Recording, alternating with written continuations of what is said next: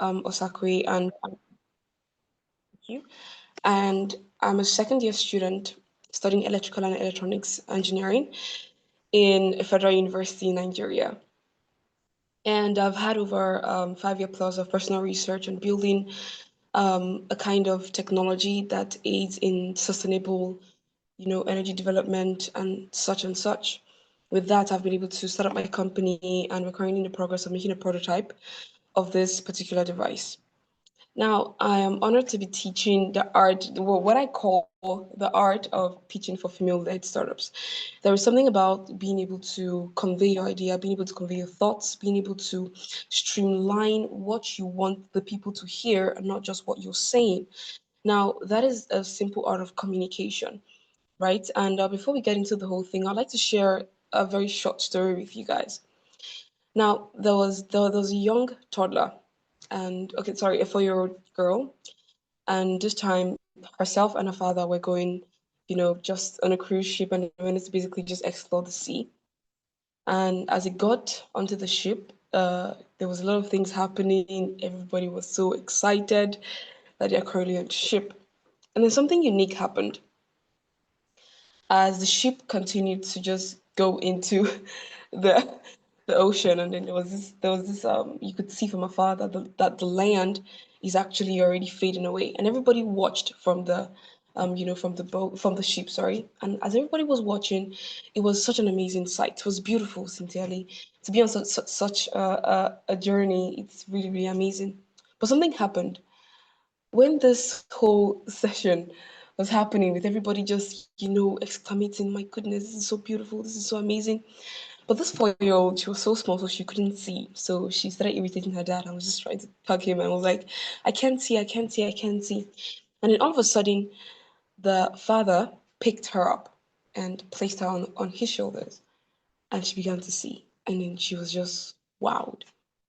Now, when the land had already faded and all they could see was just a wide blue sea, this 4 year old child was still in awe. And the father had to ask, what's happening? Why are you in awe? Like, what's going on? And then she said that that she could see beyond what her eyes could see. Now, it is something I've personally learned to do, to learn from individuals that are younger than myself. But there's something that I picked from that story.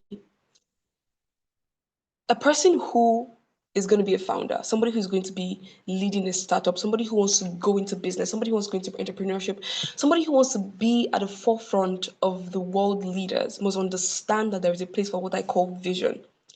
And the vision is different from seeing. Sight and vision are two different things. A lot of people have eyes that see, but not a lot of people have eyes that literally have visions. Now, what I mean by visions is being able to see beyond what every other person can see. We have I'm going to be sharing some other stories as we go through this, on individuals who have been able to start up something. Canva, I know a lot of us know Canva, not a lot of us know the story behind Canva. And also Airbnb. Not a lot of us know the story behind Airbnb. There's also something called Figma. So I'm going to be sharing the stories as we go on. But understand that before you even learn to pitch, you must have a vision. If you don't have a vision, then there's nothing to pitch. Because when you're pitching is basically very concise. It's something you do, like it has brevity. So if what you're going to pitch is not properly digested in your mind and with what you can see, then there is no way you can bring people on board. There's no way you can enable others to be able to see what you see.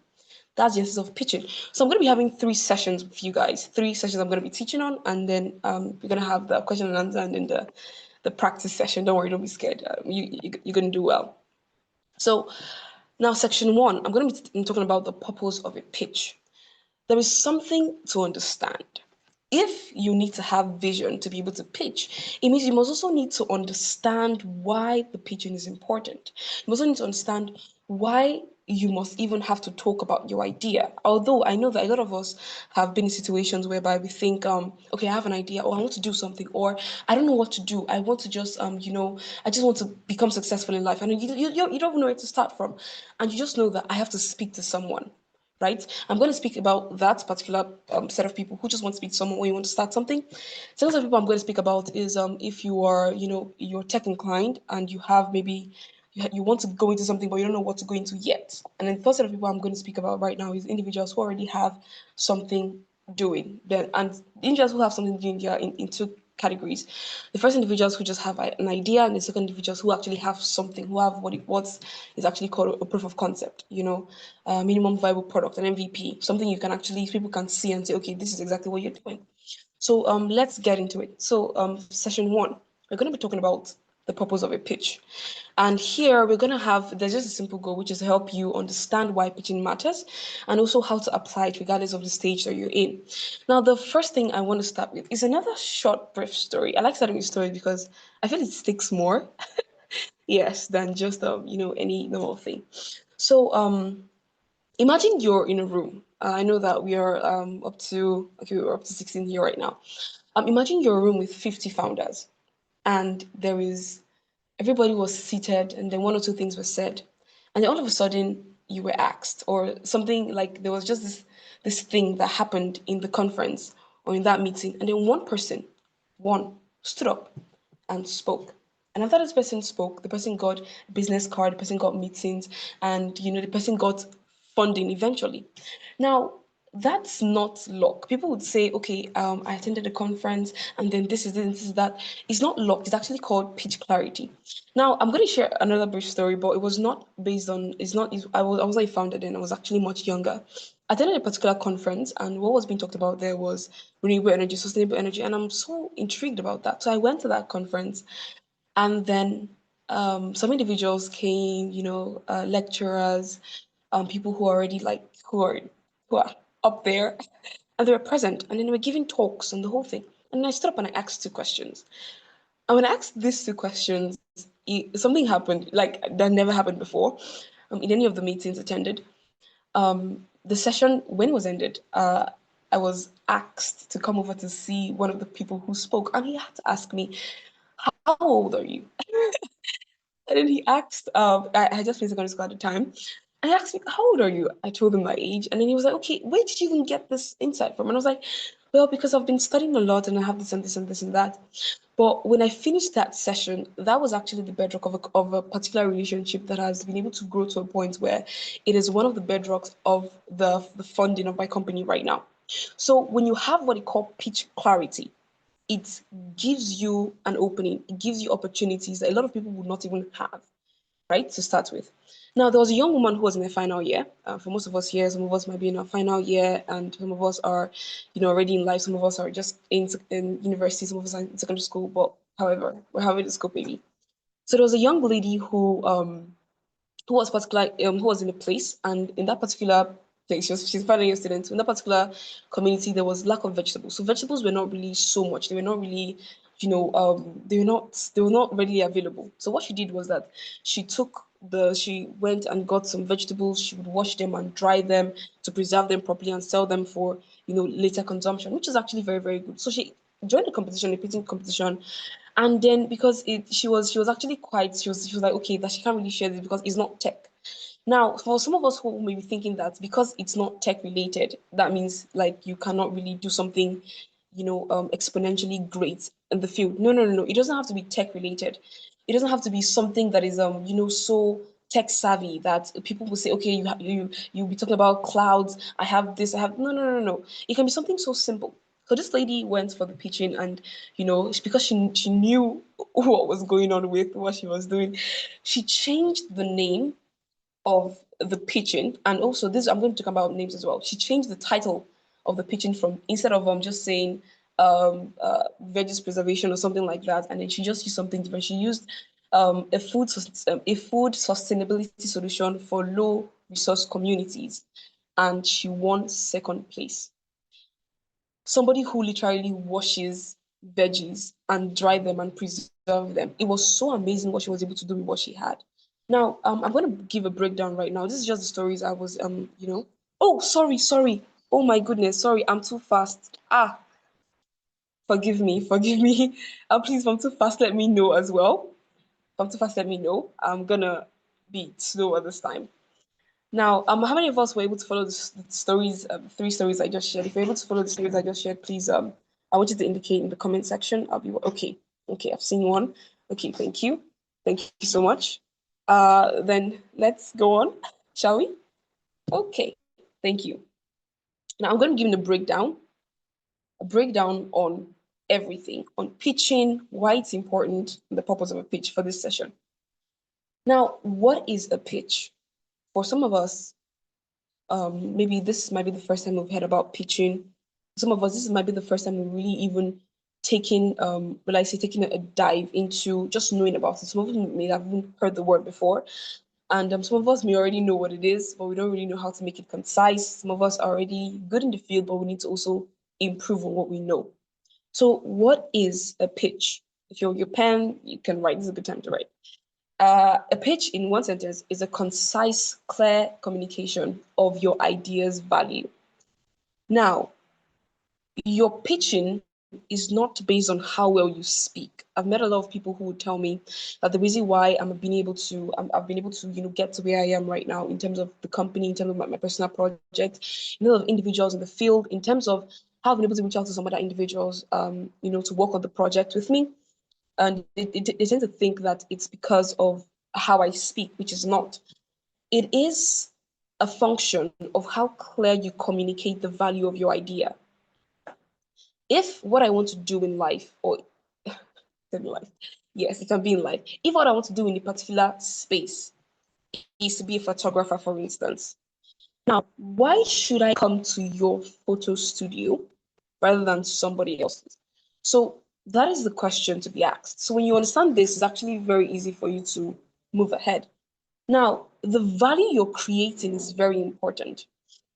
Why you should go into what you're going into. So now this is basically where I'm gonna basically give us a very, very short story, another short story on this session. I'm gonna be speaking about Airbnb. Most of us have heard of Airbnb. It's basically it was something that was created a few years ago by some individuals, and I'm going to give you a short story on these individuals. If you've never heard of Airbnb, I think you're going to learn from me here. So now, the founders of Airbnb is Brian, Joe, and Nathan. Their last name is, is very hard to pronounce, but they actually started in 2017. So something happened, right? So when Airbnb began, they could not really afford rent. Like they had a genuine problem. They could not afford their rent. What they did was that they designed a conference room. Basically, I would call it a conference room, yeah, but individuals are coming from a very far distance and they wanted to attend an event. So they decided that why don't they create a kind of room where they could, they have a bed and they have breakfast. So anyone who's coming there will have a bed and breakfast experience. That was how the Airbnb was born. And then when they did this the first time, only three people came to that, space that they created. That was how the idea for Airbnb was born. And I'm going to be going further into the story, but let's continue back to what a pitch is. So we've understood that a pitch is basically a clear and concise communication of your idea's value. Now, why do we pitch? Why do you want to pitch? Why is it necessary for you to pitch? Number one, to get interest, for people to be interested in what you're doing, to get buy-ins. That is for individuals to when somebody buys into what you're doing, it actually comes in different forms. They can decide to give funding, they can decide to give support, social support. While there are some individuals who would give support based on referencing, right? I've gotten so far with referencing sincerely. Somebody can reference, you and say, okay, this is what the person does, this is something person that is actually by somebody who believes in your idea enough to share it to somebody else. Another thing to understand so that you can be able to key into this whole thing very well is that whenever somebody believes enough in your idea and the person references you to someone else, the person said, okay, I want to suggest this person to you on a particular matter. Something you need to understand is that the person is speaking to these other individuals concerning you, and the people who are responding to him or responding to you are not responding to what you're doing based on your integrity. They're responding to what you're doing based on the integrity of someone else. So when somebody buys into your idea, it doesn't always have to be in the form of funding. But the fact that imagine if somebody who is buying into your idea knows, for instance, the president of the UN right now, and what you're doing maybe is you're involved in healthcare. And the person is so interested in what you're doing. The person says, okay, just give me your contact and we'll keep in touch. The person, was able to relate your idea to the president of UN. Now, the person did not really give you funding, but you're able to get something even much more. That's an example of a buy-in. So you need to know a buy-in, so BYIN. Or they can give, in like, you can be in action like this where the funding is there, active support is there, and then you can actually have collaborations. Individual wanting to collaborate with you to basically, work what you're doing and see how it can actually be very, very wonderful. Now there are types of pitches, right? There are different kinds of pitches, and there are situations that you pitch those kind of pitches. Now, there's something called the elevator pitch. There's a 1 minute pitch, there's the investor pitch, and then the demo pitch, right? So the elevator pitch. Oh god, this is so unique. The elevator pitch is actually done between 30 to 50 seconds, like literally 30, 50 to 60 seconds, which is just a minute. So I can tell you I met you for the first time and I tell you to pitch to me the next 30 seconds. What are you going to see? A lot of people I've met and I've kind of worked with. Whenever I want to work with them on this particular matter and I'm meeting for the first time, I tell them, okay, imagine you don't know me before, we've never met, and you're currently in a conference and I'm there. And there's something you want to tell me concerning your business. How would you introduce yourself to me? Good. Now, if you're somebody who is into agriculture, for instance, I don't expect you to meet a person and be like, "Hello, good day. My name is Adaeze. Hello, good day. My name is Adaeze. I've actually been working on having a farm for a very long time, and I'm really no. Sometimes you may not actually have the fright in your voice, but the constructions of words also matter. I'm not saying you must be somebody who carries a dictionary at the back of the back of your head or carry like a side dictionary all the time. But knowing how to put the wordings matter. For instance, I meet you for the first time. I'm choosing myself to you. And I'm telling you something like this. Okay, this is how I'm going to introduce myself to you. Hello, good day. My name is Adaeze, and I'm currently a second year student studying electrical and electronics engineering. I was able to just see, okay, for instance, they give a presentation there, and you'll be like, okay, I listened to your teaching on this particular thing, and I'm really really intrigued by it. Apparently, I've actually been working on the research for the past 5 years, and I've currently registered my company to that regard.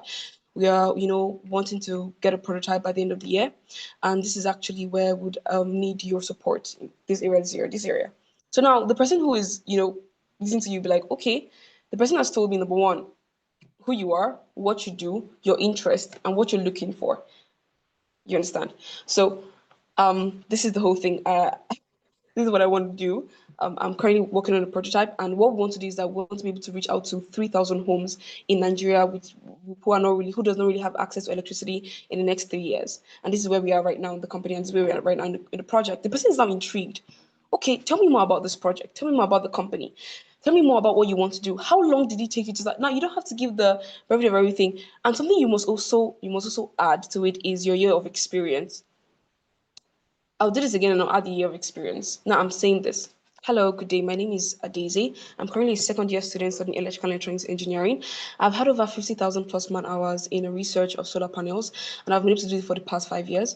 My company was just registered, and what we are looking to do is to be able to create a unique kind of solar panel to help every household in Nigeria, starting with the low income household first, to be able to build trust amongst the individuals of the country, and also to be able to bring this to the top class individuals in Lagos first, because we're starting with a particular place in Lagos, and we are currently working on a prototype to be out by the end of the year. I have teammates in Iran and also a manufacturer in China to be able to bring this together. I'd like to get your idea on some things I'm working on. Can I ask you a question? You can even use the can ask your question aspect to get the person interested in what you're doing. So if you notice, there was not too much English thing there. People would say it's English. There was not too much English thing there. There was no too much there was not too much grammar. There was nothing. There was no thing to it. It was just a simple introduction. This is what I do. This is my name. This is how long I've been in the business, or this is the people I have working with me, something like that. And then you're good to go. So please, at this point in time, I want you to prepare an elevator pitch, because everyone on this particular Zoom call is going to be given an elevator pitch at the end of this meeting. So please oh my God, prepare yourself. Prep yourself, prepare yourself. And don't worry, I'm not going to be I'm not going to be so hard on you guys, but I will be so hard on you guys. But prepare yourself. So the second one is actually a 1 minute pitch. Now, this is great for competitions. A 1 minute pitch is professional. It's not an introduction. An elevator pitch, most of the times, is done as an introduction to an individual. You want to be able to pitch your idea. You don't need to have something behind you, right? So a 1 minute pitch is a kind of pitch that is done in a very professional setting.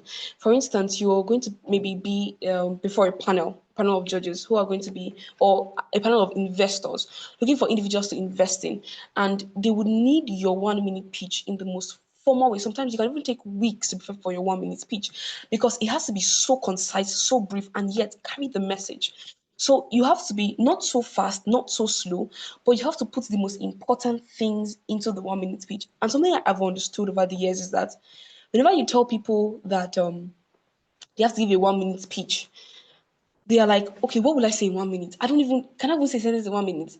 Do you know? Oh my goodness. You can do a lot in 1 minute than people actually realize. I'll just give something very, very, very, very small. For instance, if you want to fry egg, for instance, you can do that in 1 minute if you have everything already prepared. If you've prepared everything you want to put in the egg and how you've already mixed everything together, you can literally fry that egg in 1 minute or even less than 1 minute, depending on the quantity. Number two, you can have a conversation on the phone for 1 minute. Um, I think back in the day where, the SIM card was 35,000 naira, and it was very, very difficult for a lot of people to, get what they call, is it credit per minute? Because I wasn't born then, but I have an idea. And then they would use that, and then you have to speak for for 5 seconds. I was speaking to a mentor of mine, and then he said back in the day, if something's very, very important, very, very urgent, and you have to call in the daytime, you'd be like, hello. In fact, you don't have time to say hello. Maybe I don't know if the fridge there was working very well, but I will just see the example of the fridge. You'd be like, chicken in the fridge, bring it out now, bye. It's less than 5 seconds because you wanted to pass a message across. So that's exactly what the 1 minute pitch is all about. You have to be very prepared for a very short time. And that preparation you have is what is going to guarantee how great your communication is. So that's what a 1 minute pitch is all about. Now, an investor pitch. This is 5 to 10 minutes. Is what they call it comes with what they call a pitch deck. Now, a pitch deck is having to use website like Canva, where you have your slides in front of you, and you're going to be speaking on the slides for like 5 minutes. You're going to have to share with them something very, very unique about what you're doing, your product, your company, and you have to do it in such a way that they are able to see what you want to achieve or what you've already achieved. When investors are coming to your company, what they want to see is not just about the idea you have. They want to know how far your company can go. Now we're going to be speaking about, I don't want to go ahead, we're going to be speaking about what investors and funders look for when you're pitching. But when you're giving an investor speech, it means they are looking not just for your ability to put words together. They're not looking for how intelligent you are. Yes, they're not looking for for how high your IQ is. They want to know the problem you're solving. They want to know the solution you're bringing to the table. They want to know the scalability of that solution, and they want to know how they can come in. So if you don't have these four things, then there will be a problem. But your investor pitch is actually between 5 to 10 minutes, where you are speaking to them in conciseness again, but this time it is with a deck, and that deck is where you have your slides and you're speaking about your prototype, or you're speaking about your business, speaking about the problem you want to solve. That's what they call an investor speech. It's normally between 5 to 10 minutes. So they'll give you ample time, because now in this investor speech, this is where you get to display your data. You get to show the data you have. Okay, after speaking to 200 households on the matter of stoves for individuals who are going into sustainable energy, that you make stoves that will not need to use kerosene or charcoal, and you want to, sell it to individuals who are low income earners. So the way you're going to pitch to them, it has to be with substantial information or evidence. So if you don't have a prototype to show them, you need to have substantial information. And information has to be in line with how far your product can go. So you're going to tell them something like, okay, this is what I've been able to have.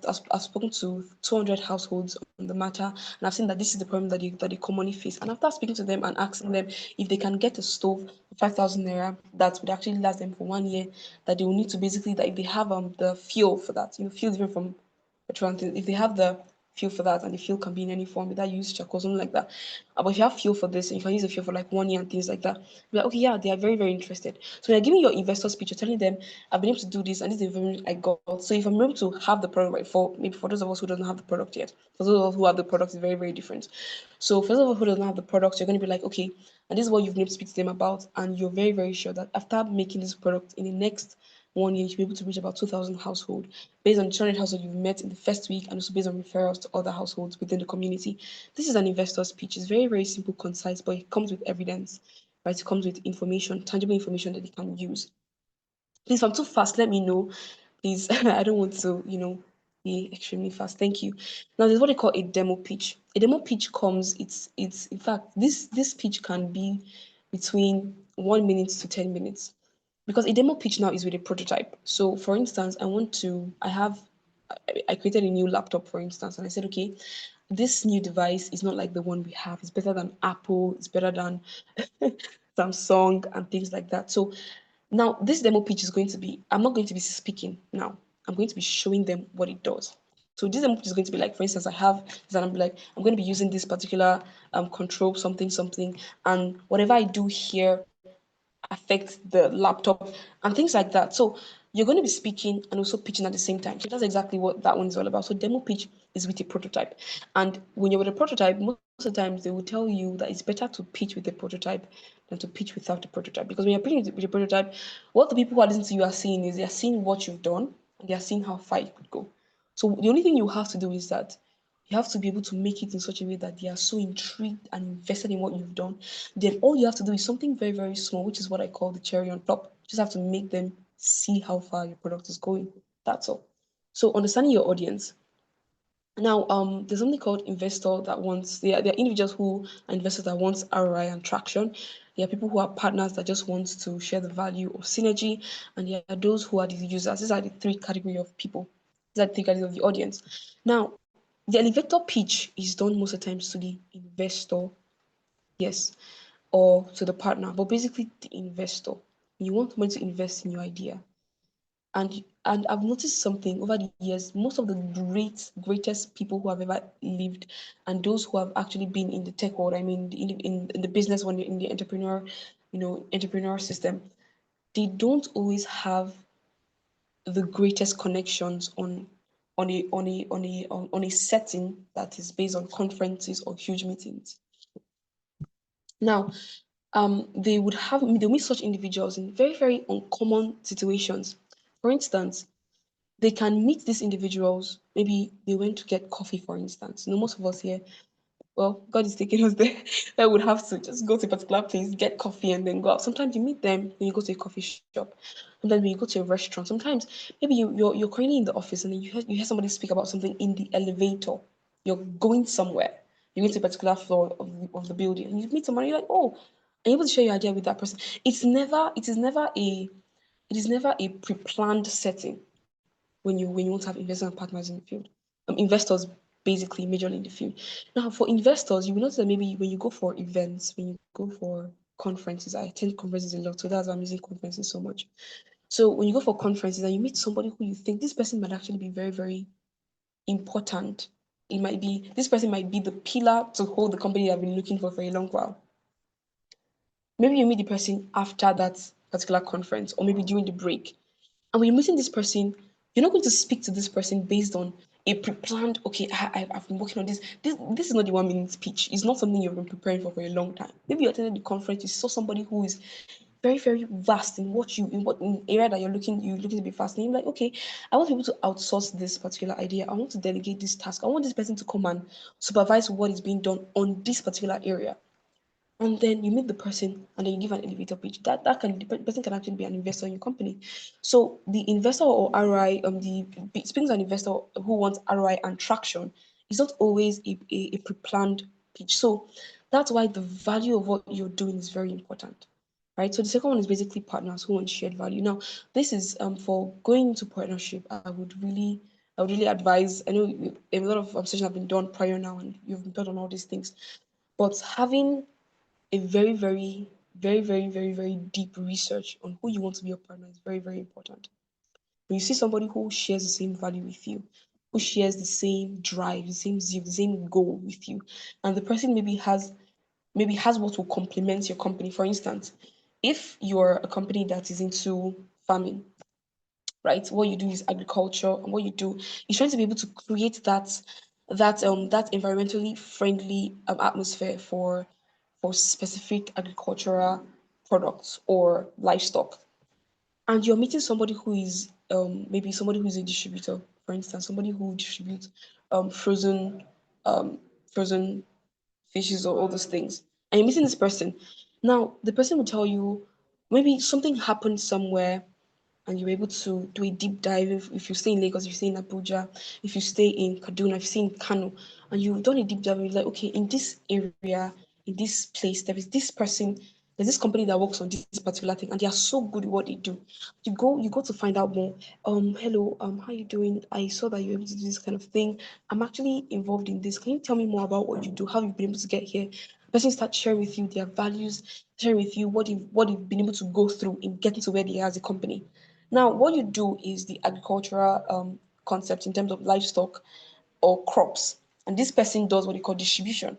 So this person now complements what you're doing, which makes it easier for your company to grow. That's partnership. And when this partnership is properly in sync, then you have a tremendous growth in your company. But for this to happen, you need to also understand that there is how you speak to partners.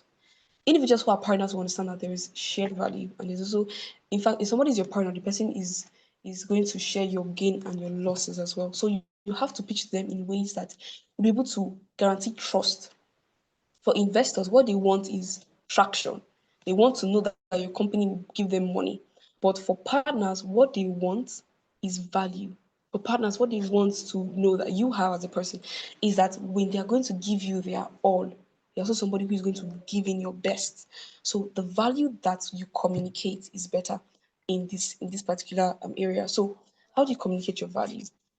The first time I was able to give an elevator pitch on the fact that I'm working on a project now, and this and this and that and that and that. If I want to be in partnership with someone, I'm going to tell the person something like this: "Hello, how you doing?" or "Good day." It's nice. It's amazing connecting with you because I normally speak on LinkedIn. After that, I'm going to be speaking to the person in this manner. I've been able to see what your company has done in the past 5 years, and I'm really, really intrigued by what your company has done. It'd be an honor to have a meeting with you to properly share more light on this. The person is asking, okay, why should we have a meeting?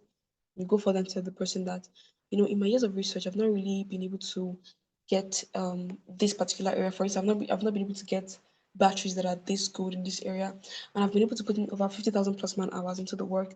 And based on my research, I've been able to see what you've been able to do, and I'm really intrigued by that because what I want my customers to have is products that are long lasting, products that are very very good, products that are as effective as they are as beautiful.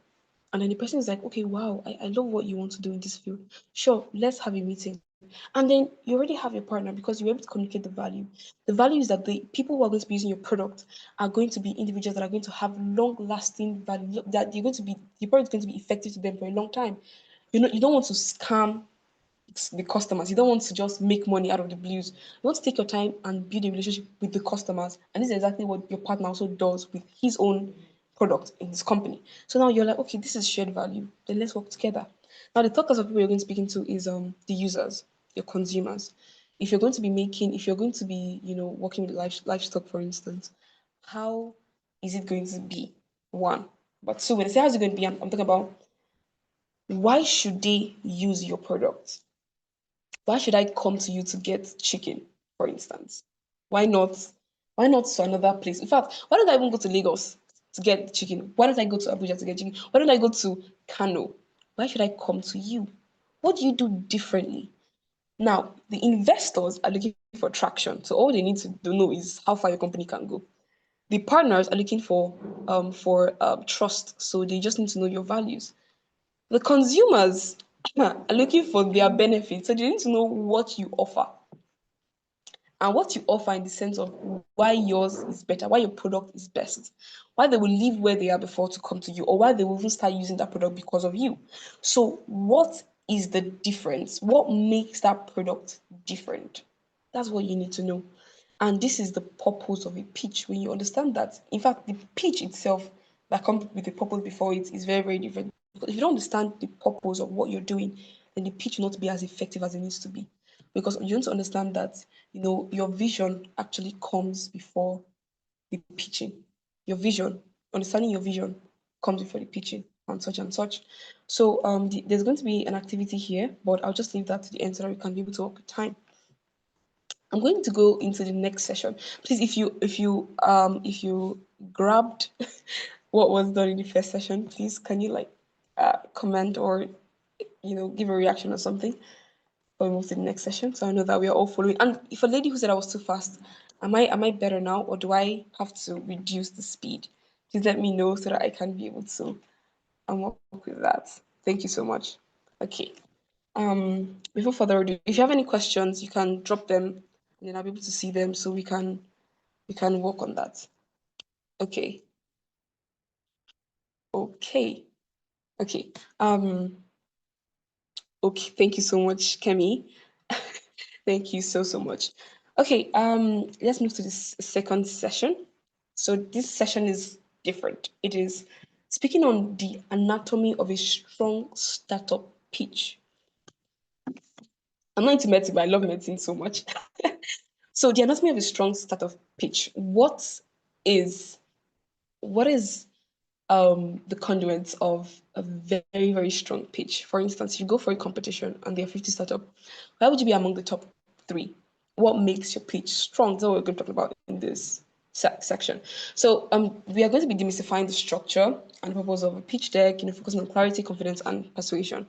Now, I know I've not said this before, but being clear is one thing, being confident is another thing. But being persuasive, oh my God, is something you don't joke with in pitching. You have to be so persuasive with your pitch, but not in a very please. You're not fighting a war, so it's not like you're going to be using guns or fist or something. You just have to communicate in such a way that they feel a sense of urgency. I'm going to be giving very, very small, maybe like 50-second pitch on this matter. Now, okay, let's do this. Just off the top of my head. Okay, let's do this. I'm pitching right now. Okay, 3, 2, 1, go. Good day, everyone. My name is Adaeze. I come from a community whereby a lot of women have suffered because of the issue of malaria on their children. I'm coming from a rural environment where it is very, very difficult for those women to be able to get the finances enough to get the treatment for their children, but even, travel long distances to take them to the hospital. And most women cry every day bitterly because of the losses of children that they've had to malaria. Now, after being in situations where I've seen these women go through this pain, I was able to come up with an idea. I was able to draft out a solution to this problem. The problem was that there was bad water. Not just bad water, there was also stagnant water. And because of the extent of the ruralness of that place at the time, they were not able to have access to clean water. As a result, they had both cholera, had malaria, and all kinds of diseases. Everything boiled down to the fact that if they had good water systems, they would be better. After doing a research study, I was able to reach out to this community and I was able to speak to 50 women. And they told me one thing, that being able to travel long distances to get water is also a problem. So what they do is that they tend to use the one that is close to them, which is actually not so clean. But because of lack of options, they worked with that. Now, the country is actually very, very, very, is very, very confident in its youth. And if the youth of this generation if the youth of the next generation are not even able to live as long to see what can be done by the present generation, then what are we exactly doing this for? Now, in my time of research, I've been able to see that after mixing this and this chemical, I can be able to create a product that is very, very much affordable and accessible by them. That when they use it, it makes their water clean and healthy to be drunk and also to be used in different areas that prevents malaria. And I've also been able to create a small solar system that actually works with pumping water from this and that source if they are able to connect it properly. And we've been able to set up a project to this regard. So after everything that's actually gone on, we've been able to see that if we're able to get about 100,000 naira to begin this project, it will be so good that the community will be able to have clean drinking water. The future of tomorrow is already being secured from today, and then we'll be able to have a community of individuals that believes that there is a way to actually live healthily, and there is a way to preserve the low income earners and preserve the individuals who are not able to who are not able to afford much in our society, in our system. This is all I ask. Thank you. Now, this is a very, very, I just finished. So this is actually a very, very unique system. It's not coming with so much power and, okay, we've been able to do this. If you don't, no, it's coming in a very subtle way, but you can feel that there's a problem. You know that there's a problem now. From what I've said, you know there's a problem, and now there's a solution to solve this problem. Now, this is the persuasion. The persuasion lies in this story. Yes, persuasion lies in the story. So if you're able to give a good story, there your persuasion lies. Now, I said I was going to give I said I was going to go back to the Airbnb story. I'm just gonna hold off on that a little bit. Let's just move forward with this. So the anatomy of a strong pitch. What is being asked in this session now is what do investors or partners listen for? What would the investors or what would the partner listen for? But two, now does this solve a real problem? Another anatomy. That's the second question to be asked. The third question is the founder clear and coachable? Now, the coachability of the partner is knowing that if what I want to do, for instance, is to mix, for those of us who are not, I'm not really a very huge fan of chemistry, but I know sodium hydroxide, which is NaOH, is to mix sodium and hydroxyl to get sodium hydroxide. Abby, please, if I'm not correct, please let me know. And I mix these two. Coachable in the sense of maybe you come on board and you're like, okay, if you do this, it will not really work. But if you use maybe sodium chloride, which is salt, and you mix a bit of water and then you add a bit of this chemical and this chemical, you're able to get this particular product that is even less expensive. The economic viability is so much and it's going to be now I'm coachable. Okay, sure, yeah. That's coachability of the founder. Now, the fourth question is there growth potential, which is what I'm talking about prior on scalability, and also is the founder aware of the risks and strategies? The anatomy of the speech is working on these questions. And to answer these questions, for somebody to know, for you to know what they listen for, I'm going to speak on that right now. But now the remaining, because I just asked 5 questions, the other 4 questions are based on the core components of a pitch. For instance, if your pitch, if your solution does not really solve a real problem, when a real problem is being said, it's different. For instance, when I gave the pitch on women who are suffering because their children are dying from cholera, malaria, and those kind of diseases, that's one. That's a real problem in society. If I tell you, I just want to be able to create, uh, I don't even know how to. Okay, now just saying, okay, glasses already exist, right? And I just want to create glasses because fashionability is a different line of work. Okay, a real problem is in the sense of when you're giving a pitch, I think I need to make this very clear. When you're giving a pitch, most times, the investors that are on the table are very important. You need to know them. They're individuals who are very passionate about solving problems that are real to them. There are investors who feel that having the right pair of glasses to go with a shoe is a real problem. So when you're pitching that you have a company or you have a brand that sells glasses that are so unique, that are so elegant, that are so this, that are so that, they might be, in fact, they will give you $100 billion to do that project. But there are individuals who are looking to them. And somebody who is going to startups, somebody who is going into business, somebody who's going to entrepreneurship, you need to know the problem, you need to know your audience, you need to know the investors in question. So the realness of your problem as touching lives, as touching the development of the community matters. That's what I mean by a real problem. If your solution does not touch lives, does not help alleviate the pain and struggle of others, yes, it cannot be, in some cases, classified as a real problem. Yes, that's what I mean by real problem. As a founder, clear and coachable, how do you communicate your visions? How do you communicate what you want to be done in the company? How do you communicate this idea? It's very, very important. Now, what is the growth potential? For instance, I'm going to be giving a lot of instances concerning my company so that can be, because that's where my value is for me. Um, the growth potential of my company is that when the prototype is out and it's tested and everything is done, the product can actually be sold. I was able to carry out a little data study on the beachhead that I termed to be Lagos State. I think I'm going to be changing that now, but then it was Lagos State. So I had a beachhead of Lagos, and Lagos has a population of about 21 million people. And if I'm going to be selling to 30% of these 21 million people, which is about 6 million people, I'm going to be getting a market share. Yes, no, I'm going to be getting dividend yearly. That's to 6,000 people of this product. 6 million people, sorry. I'm going to be getting a profit. I'll use the profit of about 1.8 billion euros per year. Now, that alone is the growth potential. The fact that you can be able to reach 6 million people in 3 years, and after that, you can be able to make about 1.8 billion euros every year. That is a very good, very, very high growth potential. So, this is exactly what you're going to be looking for.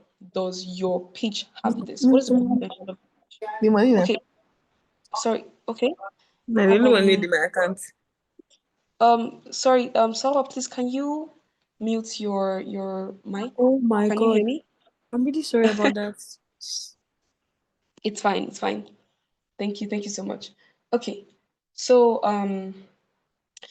the growth potential. Then the other one is the founder aware of the risks and strategies? If you're going to reach 3,000 people in 3 months, what's your strategy? What's your risk?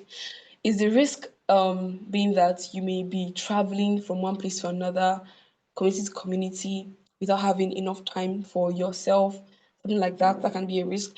Is the risk going to be that you're going to be imputing a lot of your resources, your financial resources, your time, your energy into the project, and you don't even know the outcome? You know the outcome, but you're not really so sure of the outcome. That's a risk. Do you understand the risks and strategies? When you understand your risks, and you have a strategy, people can actually come and help alleviate the risk for you. If your risk is that you don't have let's just say a 1 million naira to start the project, but you understand your strategy. So that's one essence of the pitching. When you pitch, somebody can say, okay, since it's a 1 million naira you need, take this million and do what you want to do. Now the person has been able to help alleviate that risk that you were about to undertake for the project. Yes, I think that's good. So core components of a pitch. The first one is problem. There are actually 6 core components of a pitch. And you can have these 6 problems. You can have them across 9 slides. You can have them across 12 slides. You can have them across 27 slides. Now, the core components of the pitch. Number one, problem. Real, relatable, and painful. I had to write it down here. The problem has to be real. It has to be relatable and it has to be painful. The painful, when I'm talking about painful, I'm talking about what people would have to go through pain. There's an agony. For instance, you know that whenever there is no electricity in a particular environment, the businesses there would suffer, the livelihood there will suffer. In fact, having meetings like this might not even be possible because there's no proper electricity for the whole meeting to be carried out. So you know that the lives of people are literally at risk. That is a painful problem. Another painful problem is that children are dying. People are suffering because of malaria. Now, there's even other, will I say, other easily accessible drugs that have been made. Personally speaking, I don't like the malaria that is that yellow, yellow. Oh my God. Oh my God. I cannot count how many of that I threw away as a child. I don't take the malaria drugs. But now I can literally go to a pharmacy and get the Amatem soft gel and just take it without even thinking twice. Because now it's made easier for me to take in. Sometimes it's not something that everybody can afford. So, what is the real problem? If this is the problem, we know that it's already existing, but not everybody can afford it, then how do I manage the problem? This is where your tech savviness comes in. When I say tech savviness, I'm not talking about technology alone. Tech is different. If in those days when you think about tech was being able to hit 2 stones together to get fire. That's technology. So your tech is different. Your tech can be in the area of agriculture. Your tech can be in the area of business. Your tech can be in the area of fashion. Yes, so it can be your tech. So it's not it doesn't have to be tech savvy in terms of computer age or something like that. It can be something so unique. I've been seeing a lot of Adaeze fabrics going around somebody will not say Adire fabrics is a tech savvy thing in the context of the 21st century, but yes, it's a tech savvy thing, based on the individual who are able to put that to work. So now the problem has to be real, relatable, and painful. For instance, women in rural Kano lose 40% of their crops due to lack of storage. You know that, okay. In agriculture, the problem now is not that there's no availability of farmlands to farm to get the produce from, but they don't have adequate storage. Or in agriculture, they have adequate storage, but they don't have good transportation systems. Or they have good transportation systems, but they don't have a good, let's say, road system that connects to main areas for them to sell these goods and services. All this type of thing, it can be problems that you're looking for. So I want you to also think about this particular thing. I don't know why I just dropped my mouth. I'm going to say it. Sorry, I think I'm being too fast. I'm going to say it. What I want to say is that when you're solving a problem, if what you want to do, for those of us who don't have clarity of where you want to go yet, if what you want to do, you have a feeling is in agriculture. Well, I've been in agriculture a lot. I think I have a friend of mine, basically a sister of mine who's going to agriculture, so it's like something I'm really, used to. So if I'm going to agriculture, I don't necessarily have to just be focused on the produce from the farm. I can also be very intentional about how the produce get to the consumers. Do you know that a lot of people are trying to solve problems in tech, but nobody has been able to solve the problem of individuals being able to a trustworthy solution of tech that individuals can be able to use to oh my goodness, to guarantee that there is a high yield and return on some specific matters. How do I mean? I've met a lot of individuals who knows how to use their phones, who have phones, but not a lot of them know how to properly use them.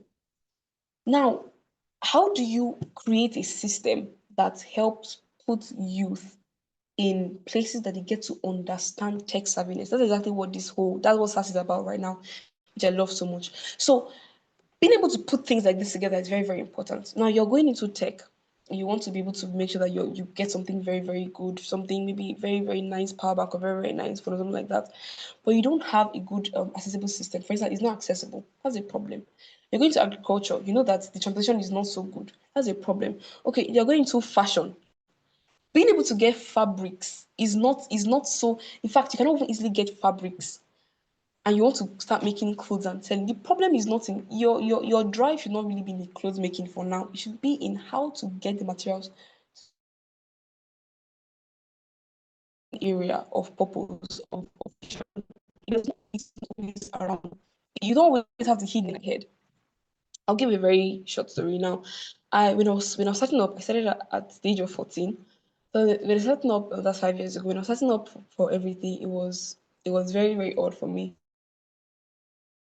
So I just went into research. I was about to write my work. I went into research. I was just, involved in trying to learn more about the field. In learning more and basically acquiring knowledge in data analysis, I was working with somebody who was in Canada at the time. And the person would pay me a fixed amount to carry out like little, little tasks and I'll be done with it.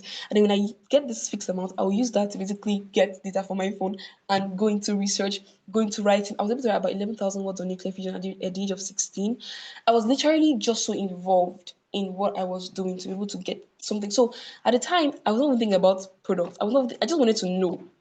But when I was able to get a job in a particular light because of that particular drive, the drive of research, data analysis was able to land me that job, and I was able to do that at the time to fund what I was doing.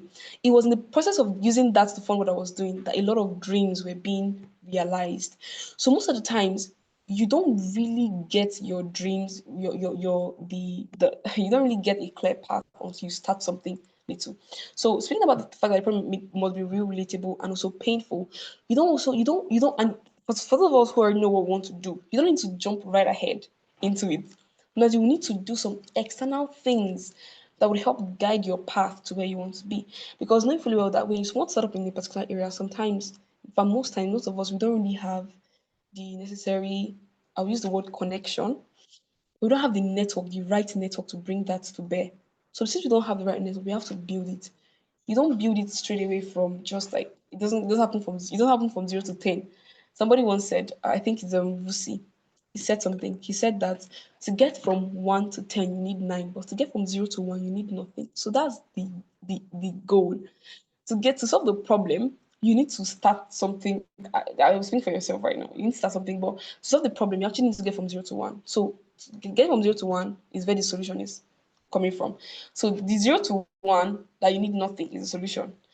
When I say nothing, most of us have. I'm just so glad that for us to be in this meeting right now, we have internet connection, which means you can actually use that to go online, watch videos on YouTube. I love YouTube a lot because I learn a lot from YouTube, like a lot.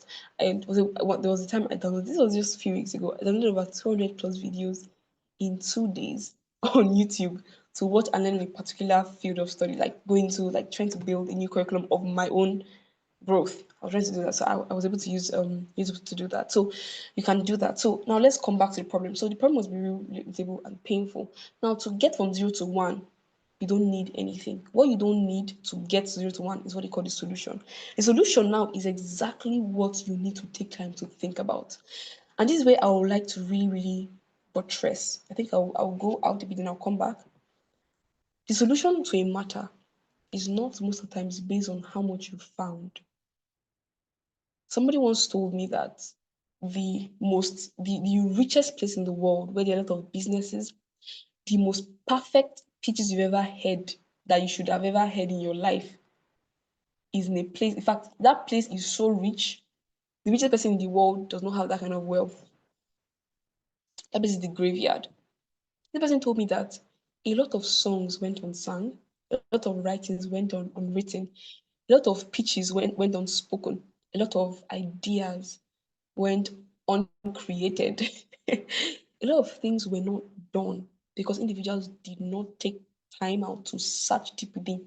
If you think that you've seen the most unserious person in your life, I tell you the truth, give the person 6 months with the right growth pattern, the right system of personal development, the person will come out with the best solution to a problem that nobody will ever think about. So the solution to a problem does not lie in how much you research, it lies in how much you give your time to think. I inculcated a habit when I was growing up.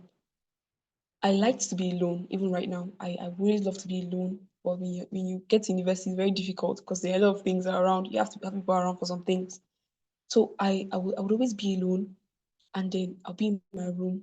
I'm not on my phone. In fact, there was a time when I had data, I had everything. I would just shut it down or put it away or listen to some songs. I'll just be thinking. I would think so deeply about the problem, the problem of energy in Nigeria. I would just be writing, and I'm thinking, when I'm done thinking, I'll get up and start typing. In fact, there was a time I typed so much that my hands became numb, like I couldn't move them.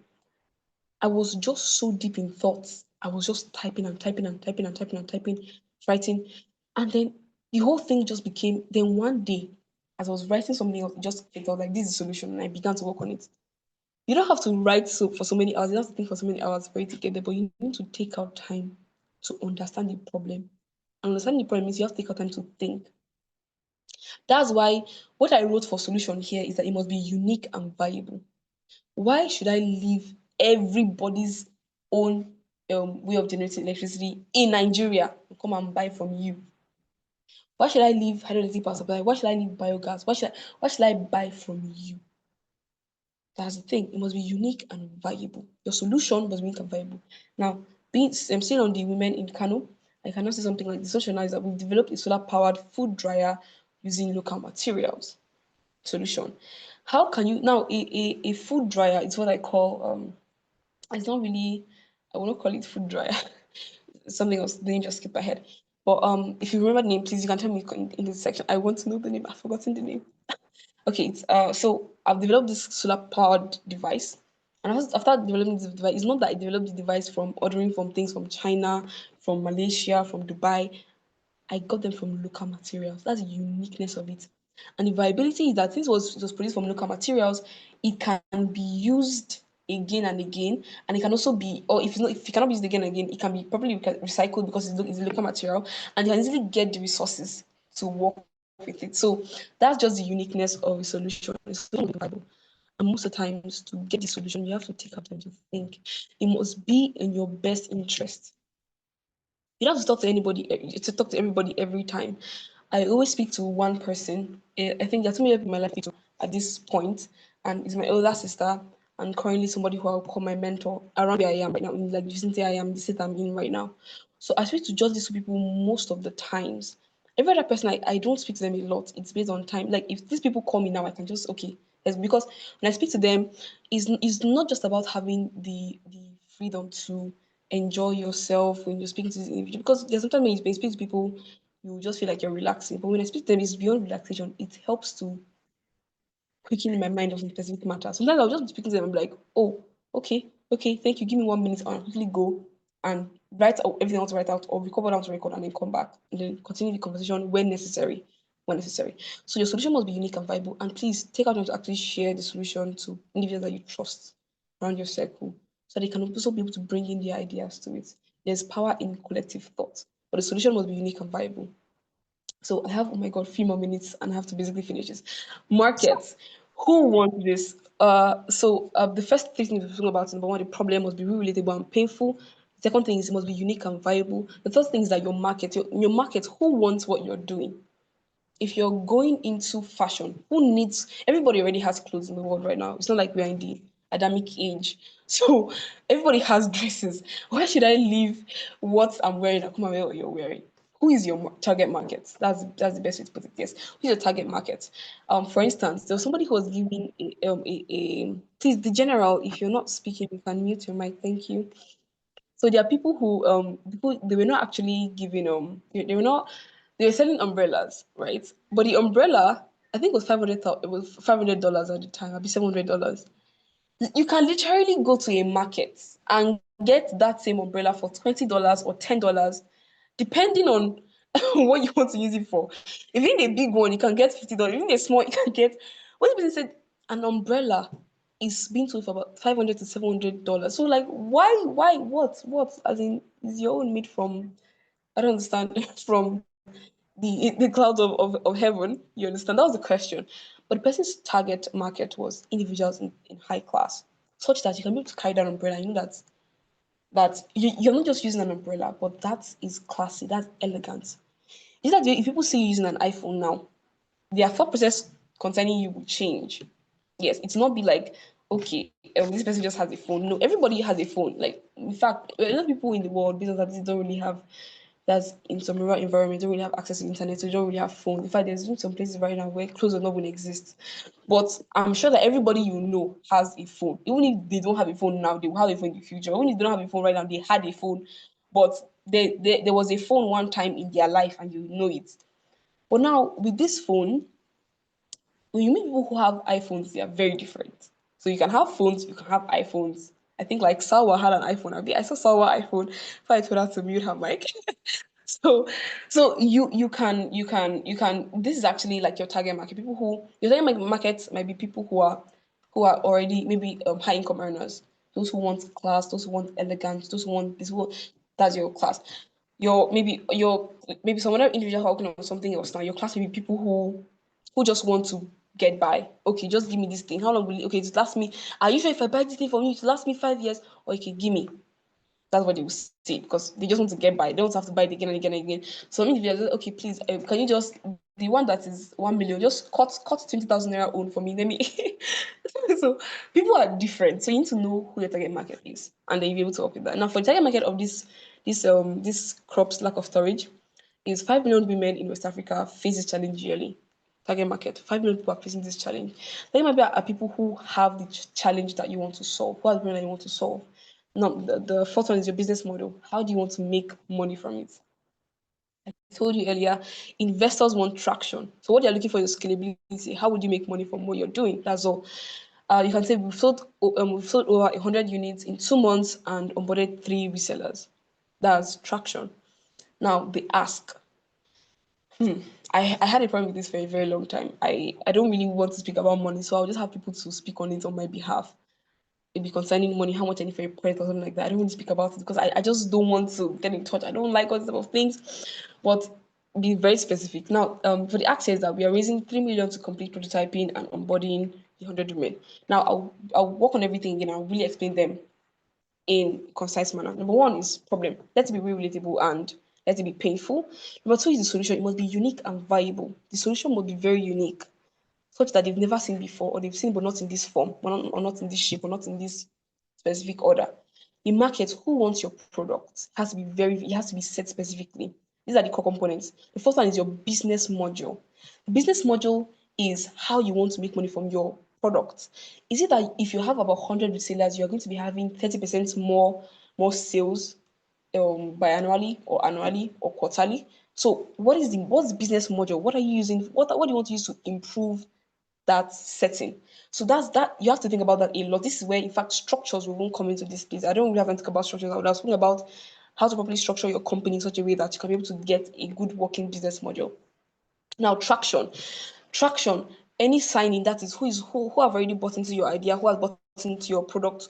What are you trying to do to bring people on board? How many people do you already have working with you? How many years of experience do you have? What are you doing to make sure that what you're working on is taken to the next level? That's traction. And now, when you're able to give a complete pitch deck with these 5 things, the sixth one is the ask. Be very specific. How much do you need for your project? 10 million naira. Say it. Don't be so afraid. Oh my god. The time I was so scared to mention how much I needed for my project. I'll be so scared. If I right now, my company is currently working on raising about $300,000 for the project. And it's a lot. I wasn't so comfortable asking for that amount of money, I think, at first. But when I was able to, I was like, yeah, I know what I want to do. I mean, I was able to do this. In I think I started having that thought process for like 2 weeks. After 2 weeks, I was able to get somebody who's currently working with me on that right now. I just want to finish up some documentation and send it to them for me to get that done. So you have to be very specific on the ask. Like, just speak. Don't be scared. Don't be scared. When you want to mention how much you need, since you are solving a problem, that's why I said the problem has to be real, relatable, and painful. If the problem is real, relatable, and painful, then the ask will not even be not be much struggle. Just ask, how much do you need? 50 million? Sure, please. Or be very, very, please be very, very, very, very comfortable making the ask, and be very specific when you're trying to make it. Now let's go to the last section before I go to the Q&A and the practice session, because we don't have much time. Okay. Section 3, building confidence as a female founder.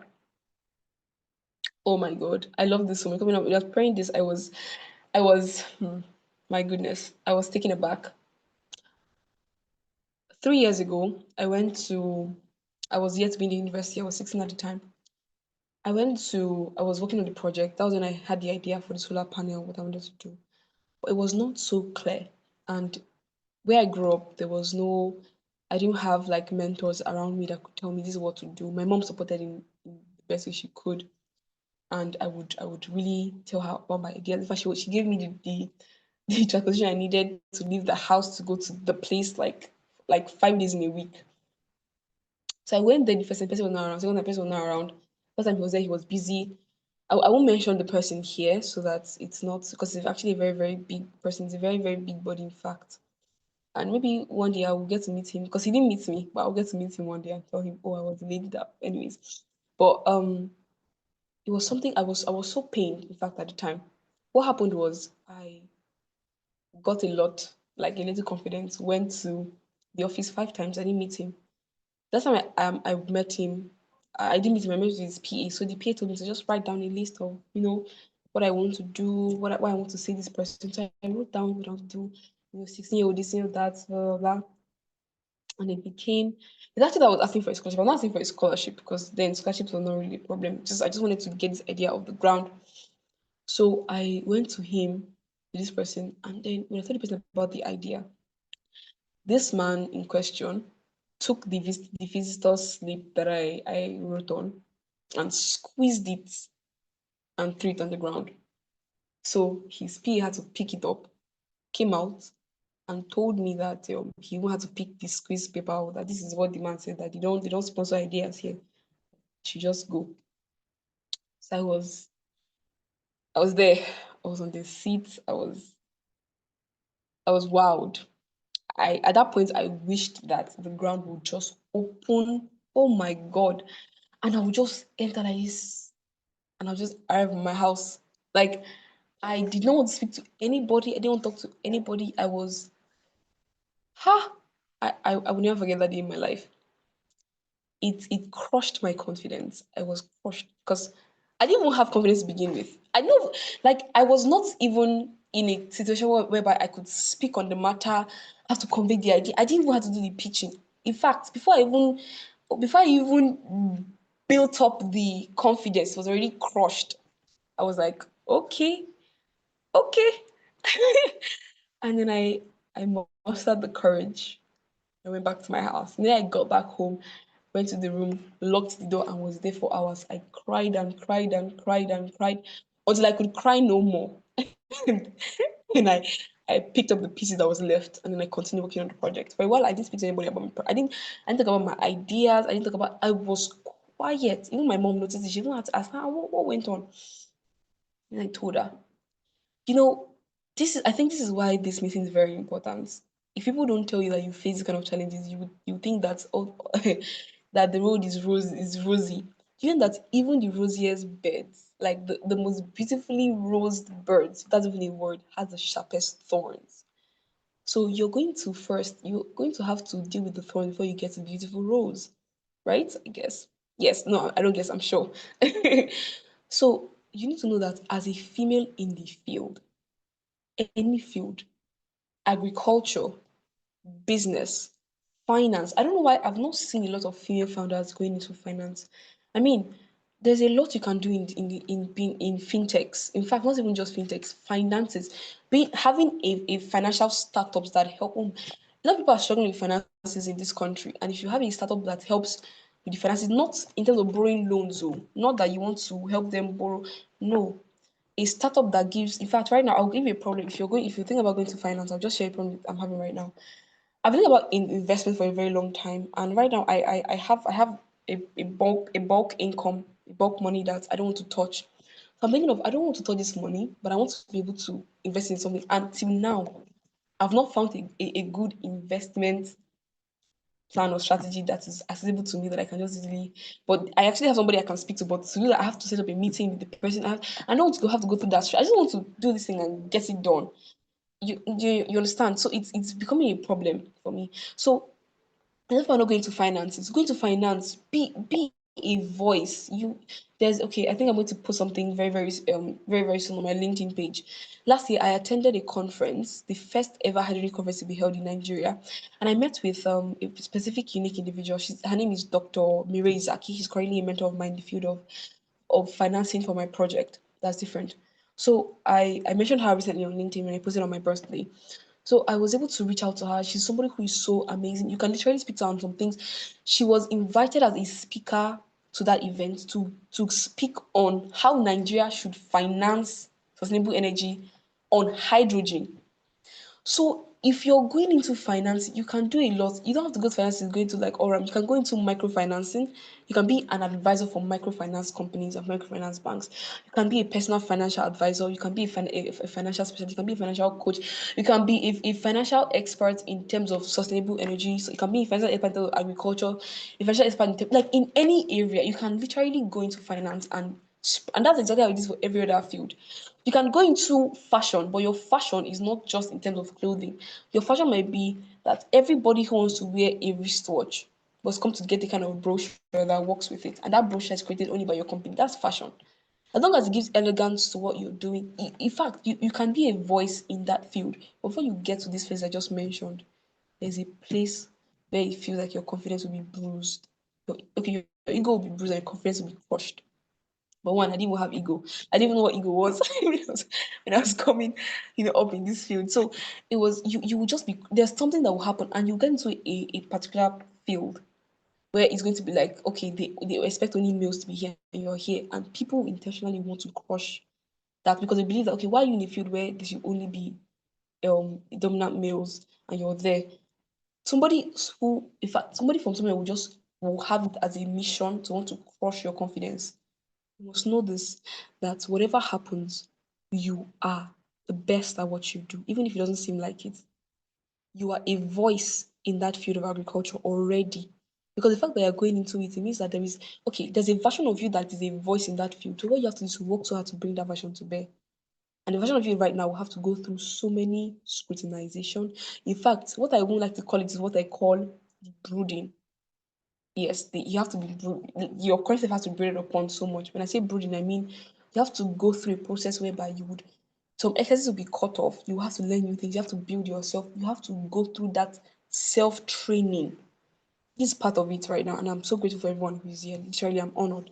So the brooding. So now building self-confidence. You have to confidence and self-confidence. You have to be confident in what you're doing. That's why the value of what you're doing is very, very important. I'm very sure that in time past we've been able to speak about value and you've thought about good value to create, the value that is scalable, the value that is shared. So you've thought of value already before. So this is just building on that.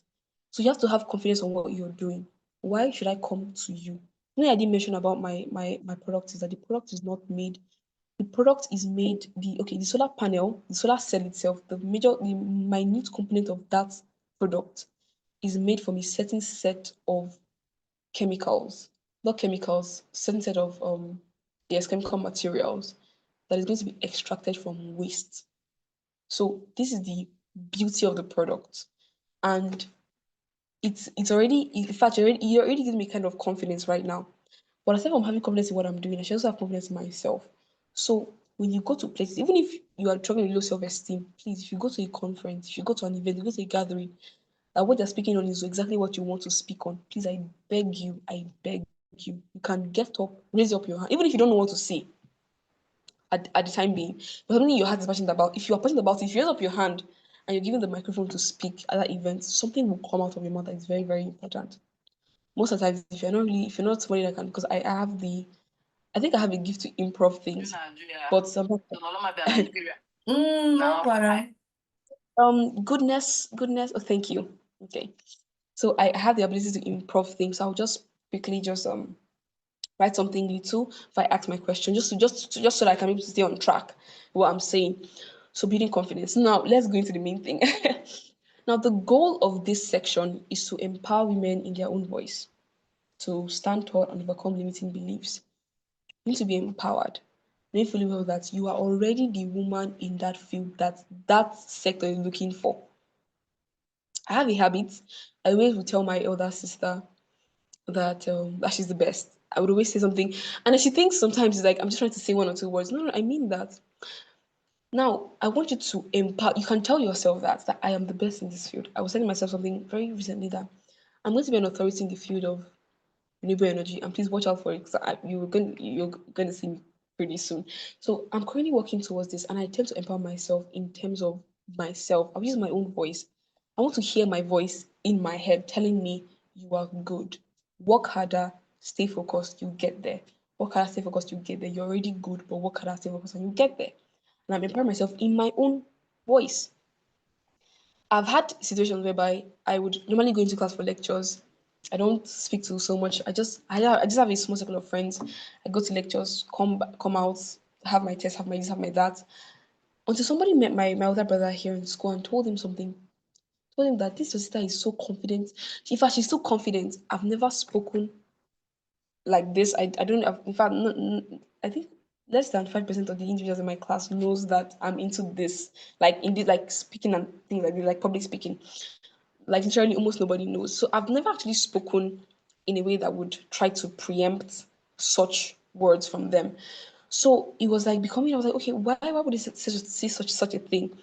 There's how you carry yourself. That's why I said stand tall. Standing tall is not you don't have to be tall to stand tall. You just have to carry yourself. There's how you carry yourself that people, oh my goodness. Today I learned that a perceived value that people have of you is far greater than the value you carry. It changed my whole stance on things. You know that you can be somebody who can move mountains, and because you don't dress like that, nobody will even recognize you for anything. So there's how you don't even have to dress. You don't have to have the best dresses. You don't have to have Gucci to look good. Sincerely. So you stand tall. You can look good. You can speak well. You can communicate clearly. You don't have to have an accent like people will say that I do to communicate clearly. You just have to speak to it in a way that people understand what you're saying. That's all. And you have to overcome limiting beliefs. Limiting beliefs like women in their 20s will not be able to get a particular height. Women in their early teens will not be able to get a particular height. okay, women in this area, in this field. In fact, if you're going to this field, you just have to have somebody that you'll be. No. Overcome those limiting beliefs. You are better than the people who you think are best in that field if you put your mind to it. Yes, a lot of people have. In fact, I don't know. I feel like I would drop this question to just preempt our minds a bit. Before now, there was Toyota, there was Peugeot. That's what people call Peugeot. It's actually called Peugeot. There is Toyota. There's Peugeot. There is I don't know most car brands, but there's Hyundai. There is literally any kind of car you can think of. Have you ever asked yourself why Tesla came and became one of the best? As in, it just came out from nowhere. Mind you, Toyota already had electric cars before now. Why was Tesla different?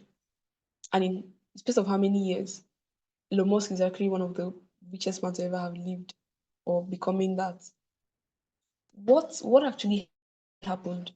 Somebody like now, somebody who maybe does not have so much drive and belief would say, okay, because there's already, no, the limiting belief might be there are already other cars in that field. What will make my own difference? No, no, no. I will not even do it again. I'll just do something so small. No, limiting beliefs limit what you can do and what you can achieve. And what you can achieve is based on how far your mind can think. If you're able to crush limiting beliefs, your thought process will be so large. Then if your thought process is so large and what you see yourself achieving is so high, you can attain it. In fact, 2 days ago I was talking with some friends of mine. We were speaking on some specific things, and then this person told me, Adaeze, you have heaven in your head. There is how I can put together a future that you did not even know could be, and I will sell it to you. You will believe it at that instance. You need to crush, I mean crush it. If it takes you using a truck in your mind and hitting that thing, colliding with it, crush that limiting belief. You can do anything you want to do, and you can be the best. You can be so good. People will leave where they are to look for you. Yes, you don't have to be in the US to do good. You don't have to be there. People can, even if you are staying in Yola, people will leave that place and look for you, and they will find you. So crush it. You don't have to be in Abuja to be the best. You have to just be the best to be the best. That's all. Subtopics. Okay, owning your voice and story. What is your backstory? What's your background? I want you to also understand that your background is not your weakness. Your backstory is not your weakness. It's your edge.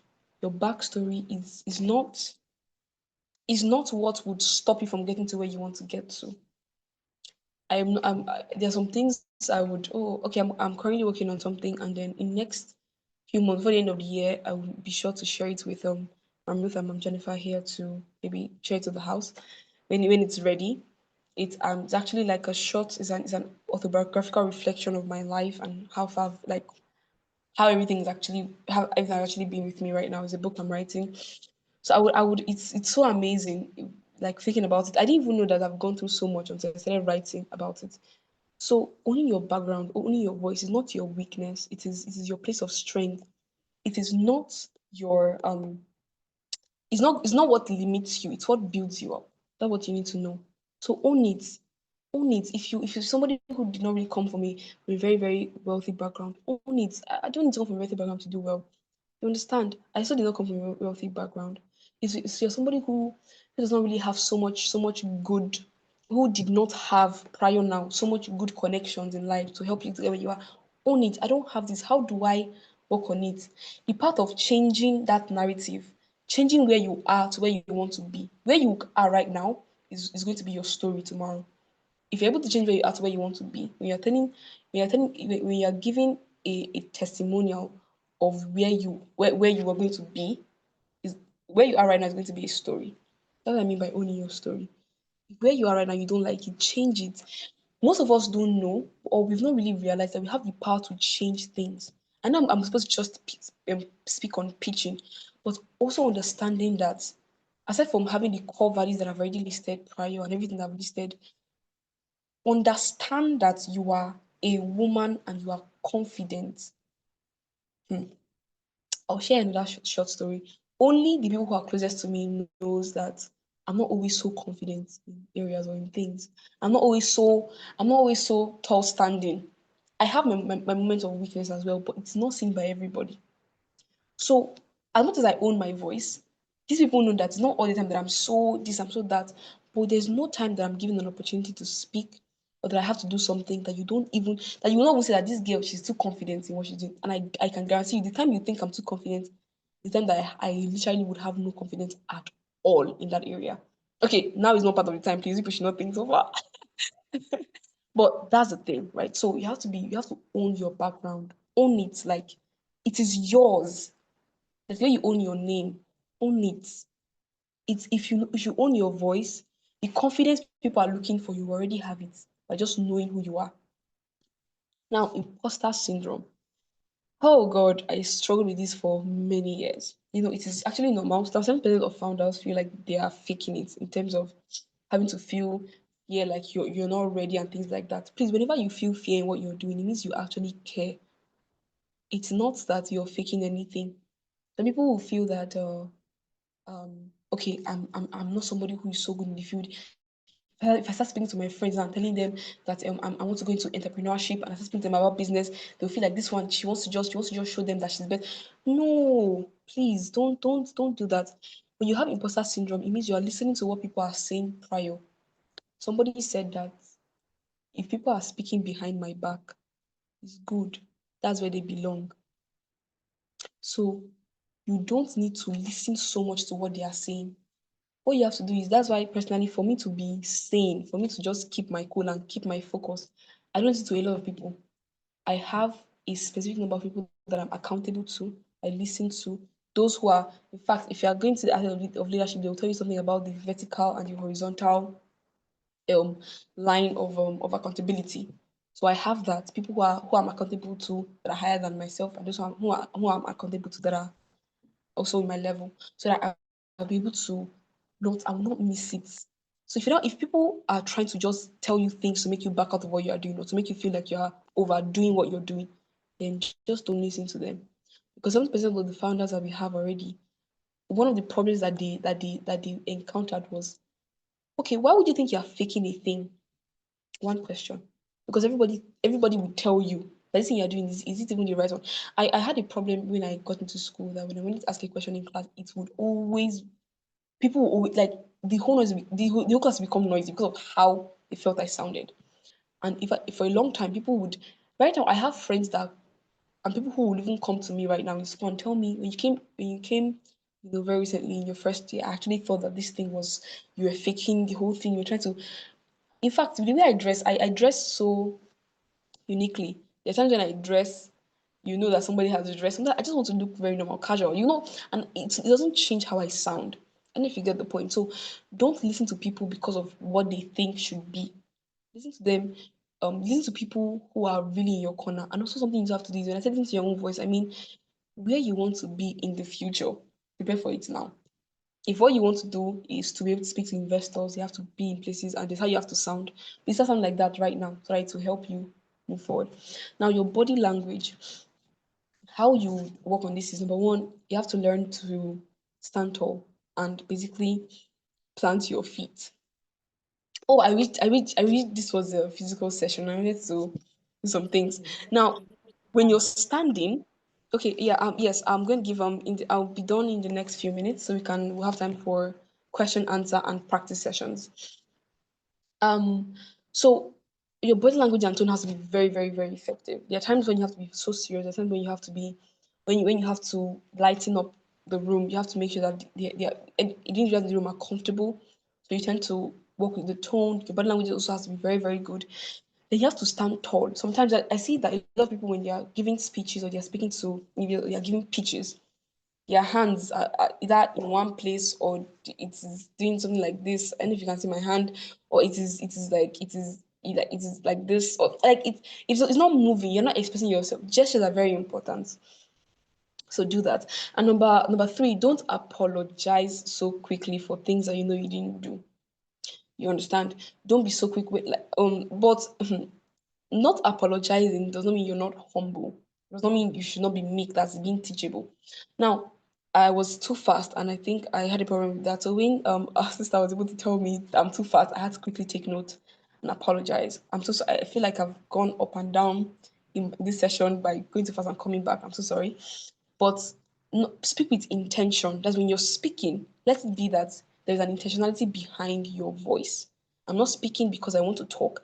I'm speaking because I have something to offer. That's why I'm speaking. So don't apologize for having something to offer. Please be very intentional about what you're saying. Let people see that you're being intentional about it and you're being it is in the intentionality that the confidence is born. When you're intentional, the confidence is born there. Now use pauses to drive attention. You don't always have to I see a lot of people speak and then they use the love I think I even said you think that in the beginning of the video things like that. But you have to know that there are times when you have to pause, then drive what you're saying. If all you want is to get the attention of people, there's how a pause can make everybody feel like if you're in a congregation, something is happening and everybody's talking, and maybe they're about to change the speakers, and then for a while everybody just goes quiet. That's the time that everybody's attention is caught the most. Everybody's like, what happened? What happened? Oh, okay, somebody else is coming to take the mic now. They are back on their phones. That pause is very important so you can be able to drive their attention. And now smile when needed.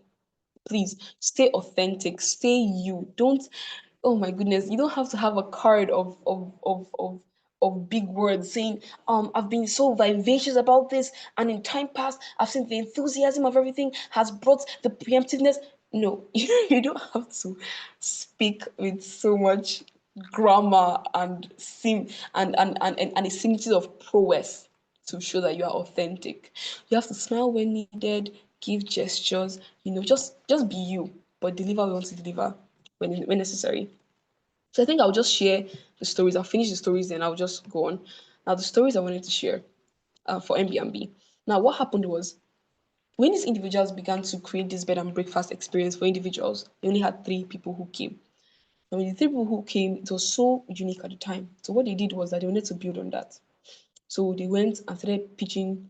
They created a website called the Air Breakfast and Air Bed and Breakfast. So they started pitching to investors, and then it was like it was not working out because they were being rejected so many times, and then it was when they changed their storyline. The story is very important. They said we're not selling beds. We are hoping people belong anywhere. That was the whole thing. So what they now did was that was what they had before, which was actually good, but it was not able to take them as far as they needed to go. So they started tailoring their pitch, they started changing it until they got another unique story.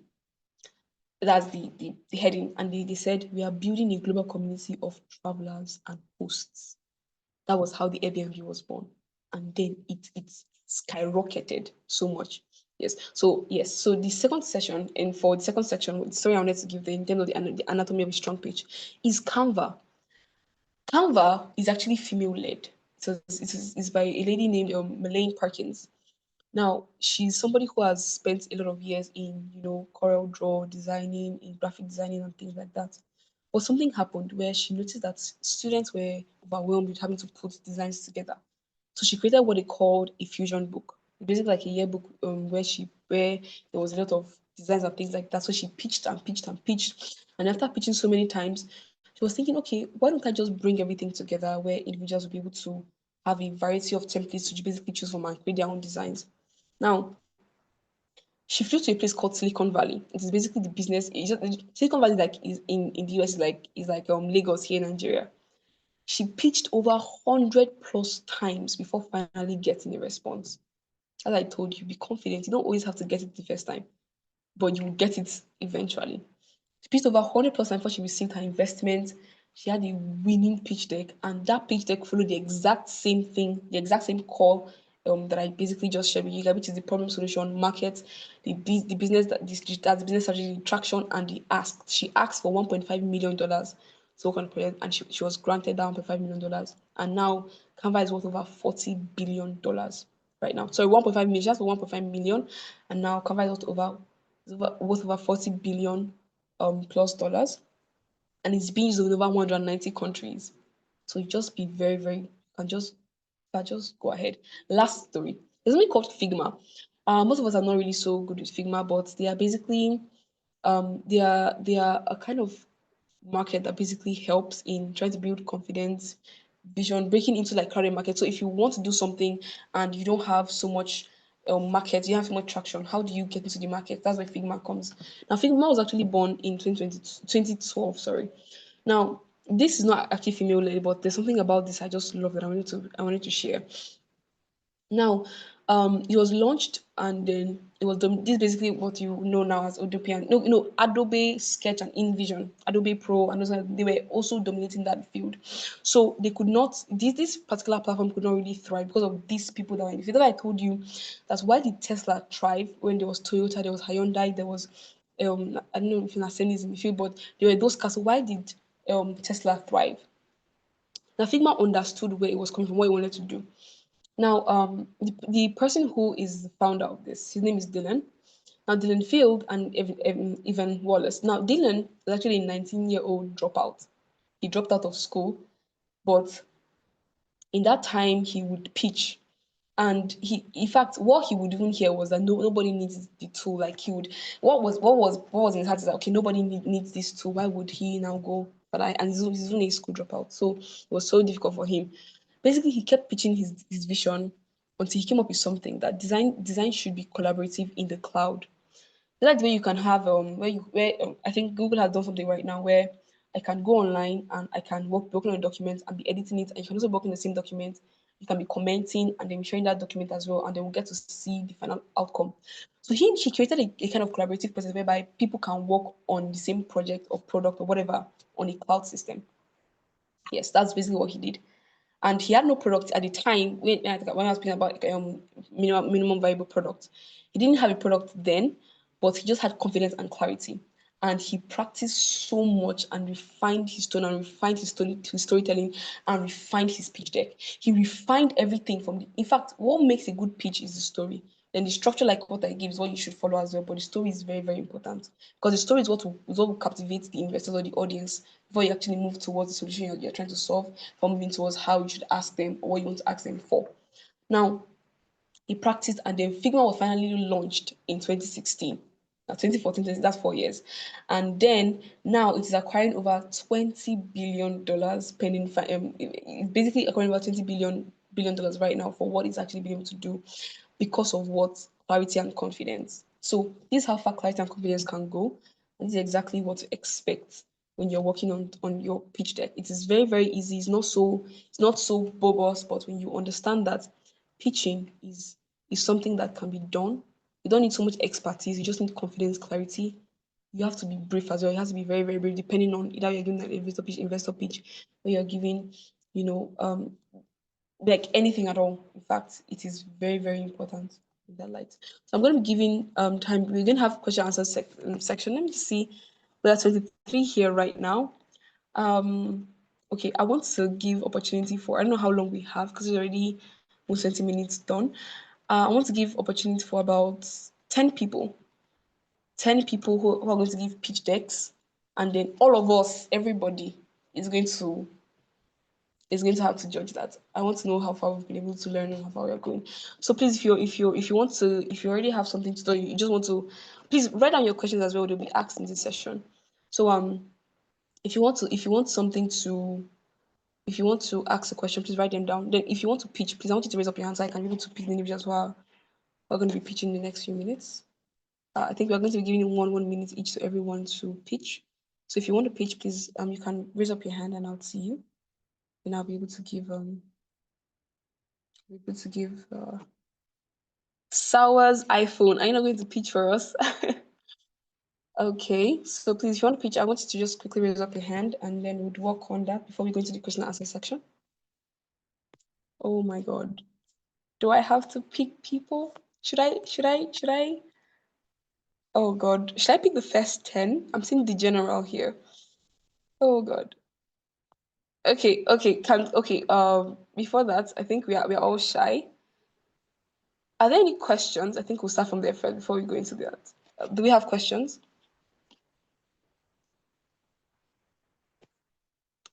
Okay. Any questions in the house? Yeah, anybody has questions to ask? Sylvia, Yeah. Precious, Ruth, the General, Sawa, Deborah.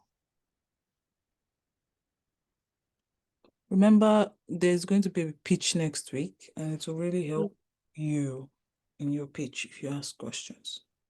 Yes. We're going to the final section, which is section 5, which is do's and don'ts. Do you have a question? Anybody have questions? Yes, I do. Hi. Okay, Sawa and her iPhone. You may proceed. Okay, thank you. So I think my question would be concerning timing, because I heard Okay. like a lot of people are like you have to be very careful with your timing, like you have to use less time. So like what's the scope in covering up like your whole pitch? Because it might be a lot for people that have like broad ideas to like go into every detail. So what do you think is like a way, or is, how would I even put this? How do you think you can easily cover everything in just like 2 minutes, 3 minutes, and just what do you think you should just highlight in that 3 minutes or 2 minutes that you have in speaking to these people that would pique their interest? Okay. Okay. Now, that kind of pitch that you're speaking about is an elevator pitch or a 1 minute pitch. So in an elevator pitch, what you're looking for is that's when you are meeting somebody which is not really based on a professional setting. The timing is it differs, but I'm going to speak on the one you talked about, which is like 1 minute, 2 minutes. So for the 1 minute pitch, what you need to highlight is the value of your company, or the value of your product, the problem you're trying to solve, the experience you have in the field, and what you've done so far. The value, the value of your product, the problem, the solution to the problem you're trying to solve, and then what your experience, and then what you've done so far. That's all you need in an elevator pitch. So if you want to speak to somebody and you want to speak to them about what you've done, you can introduce yourself, tell them. Now, for me, I'm trying to bring individuals into the field, but I want to be able to get about 10 individuals into my main, what I call them, the main structure of the company. And these individuals will have 10 plus years of experience. So I can, if I'm pitching, because I personally like to evolve myself. So I would always evolve my pitching. Now I'm still working on that's why I mentioned about I think structuring. So when I'm pitching, I can say something like I have a team with about 250 plus years of experience. That's just 25 people with 10 years of experience each. It doesn't have to be just you, because somebody mentioned, how do you have 250 years of experience? You understand? So it actually it's 30 seconds, 30 seconds to 60 seconds for an elevator pitch. Somebody who you are not meeting in a very proper setting. Somebody who are meeting in a very proper setting, it was also the same thing, but it has to be properly communicated in a very, very professional manner. You have to speak to them. Sometimes you might just want to be so brief that you might even be shaking before you even give that kind of pitch. That's why you have to be very prepared before you give that pitch. The 1 minute speech is very, very short, where you have to speak about your values, speak about what you've done, the problem you're trying to solve, and the traction you have so far. So now there's actually another pitching system that is literally for 5 to 10 minutes. That's different. It's called an investor pitch. So that one you're going to give you in fact they're going to ask for your data, for the analysis, who you worked with in that season. You're going to show them files, documentations, how you're able to get the finances or the financial structure for the company. Literally, you have to pitch like that, why they should invest in your company. And if it's that's very, very different. Then there's the demo pitch. The demo pitch is with the prototype. In the demo pitch, you don't necessarily always have to have that much. In fact, when somebody sees your product, they will be the one to ask the questions. Like they will not ask specific questions on, okay, how far have your company gone? You can tell them this and that, and that's all. So it's not necessarily as extensive as an investor speech, but an investor speech is normally for majorly for individuals who don't have any product yet. So if you're giving it a platform, investor pitch is very important. It's for 5 to 10 minutes. The 1 minute pitch is there, but just have to highlight four things. It's not really so much. So that's that for that. I hope I was able to answer your question, Salwa. I don't know if I was able to answer your question. If I didn't, please let me know so I can reiterate it. No, you did. Thank you very much. Any other question at the house?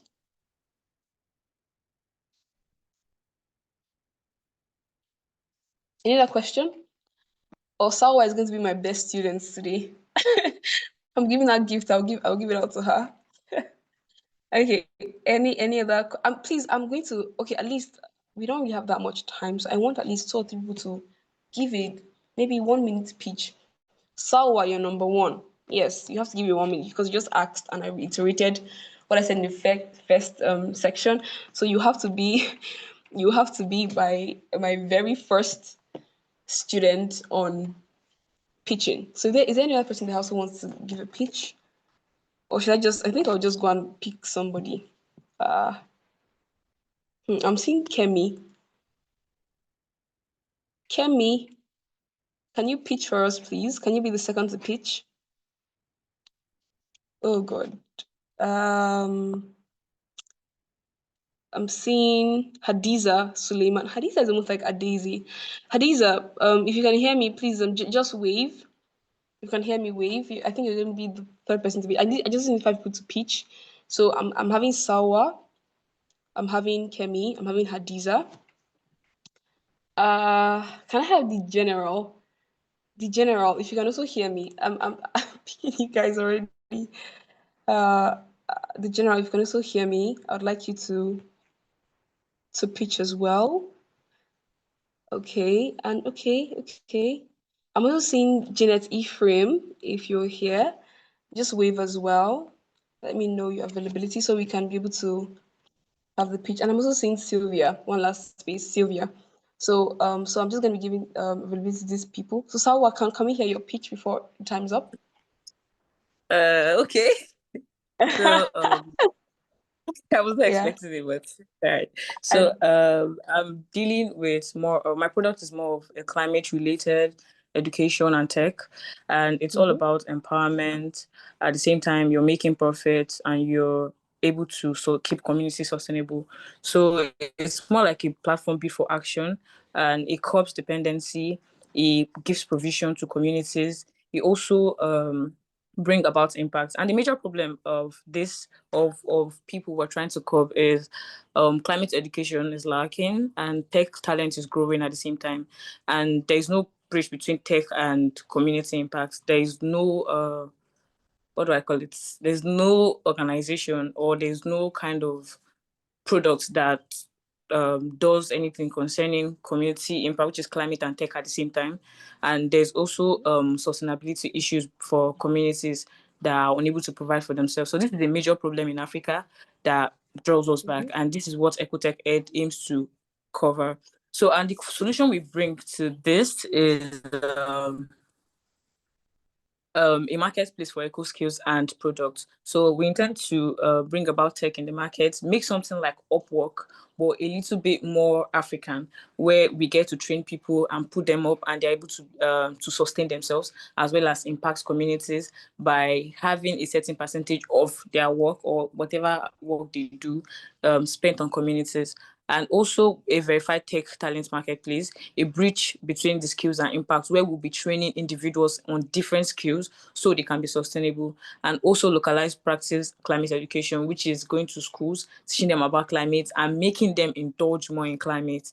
And why I think my product is worth investing in, I feel like it would help Africa stand out. It will give impact. At the same time, you're making profits, communities are sustainable, and it's a good cause for someone who is looking to create impact and at the same time make profits. Thank you. okay. Okay, I could tell your voice was shaky. You were like, "Oh my Like God." I didn't have it. I didn't have it in mind. Like I haven't like gone through it. It was just there. I just had to say something. Well, that was very beautiful, right?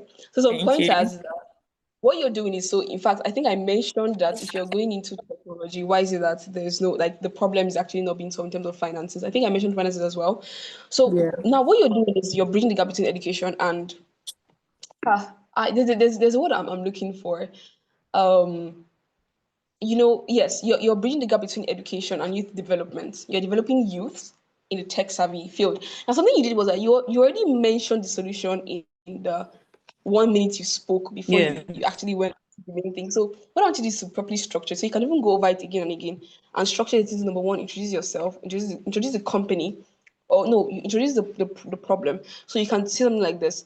Good Okay. day, everyone. So I've noticed that in Mm. Africa there are lots of youth who have been idle, and because of that, there have been a rise in so much disunity in the environment, whereby there's so much vandalization in terms of what the youth are engaged in, and as a result, I've been able to notice that using tech skills or soft skills can actually help improve the average youth in the community. And then that was where the company was born. Mention the name of the company.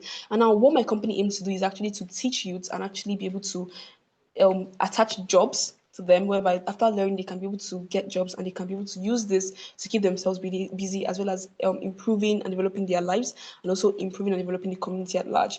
Now, one of the things that you're trying to do here is not just building, or it's not just giving youth the ability for them to just to to be properly developed, but you're creating an environment that the children of tomorrow, the generation of tomorrow, will get to see and love to live in. So that should be your point. Okay, is that good? Yes. So for our next person, please, Kemi. Thank you so much. Kemi, you're welcome. You're welcome. Thank you so much, Salwa. Kemi, are you here? Can you help us with your pitch? Okay, is she on the call? Okay, I think she dropped off. Okay, Kemi, yeah, I can see you. Kemi Morun KG. Okay, Morun KG or something like. I'm so sorry. My speech is so odd. Forgive me. Please, Kemi Morani KG. I think that's the proper pronunciation. If you're here, please can you? Yes. Can you give us a speech?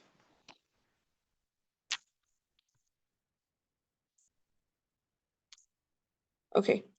Okay. Since okay, I'll just have to pick like one more person before we drop off, because I still have to give do's and don'ts. One more person. One more person. Oh, okay. I picked Hadiza. Hadiza, if you're available, please can you just give us your pitch before we close? I think you'll be the last person for the day. Okay. I think a lot of people are having issues with the internet today or something. So Hadiza, if you're available, okay, Sylvia, if you're available, please can I hear your pitch as well? Okay. If you can just get more person's pitch, then okay. The last person is going to pitch. Miss Janet Ephraim, if you're here, please can you give us your pitch before we round up? Or you'll be the last person to give us your pitch today. Okay.